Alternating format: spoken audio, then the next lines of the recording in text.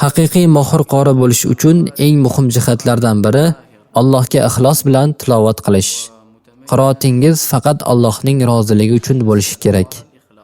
Shaytonning vasvasalaridan uzoq bo'lish uchun Allohdan yordam so'rash lozim.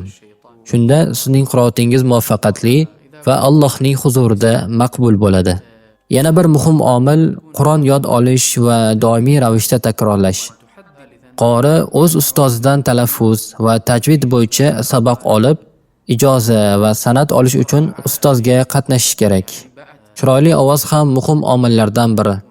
Biroq bu bilan birga ishonch va tajriba ham zarur. Haqiqiy qori bo'lish faqat chiroyli ovoz yoki tajvidni mukammal bilish bilangina emas, balki Alloh uchun ixlos bilan tilovat qilish bilan ham bog'liqdir.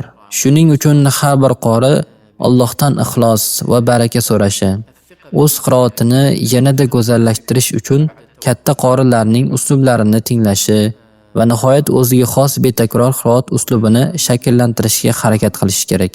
Qiroat bu oddiy san'at emas, balki Qur'onni qalb bilan o'qish va Allohga yaqinlashishning eng ulug' yo'li. Bu yo'lda yurayotgan har bir inson doimiy ravishda o'z ustida ishlashi, ilm olishni davom ettirishi va Qur'onni mukammal o'qishga intilishi kerak.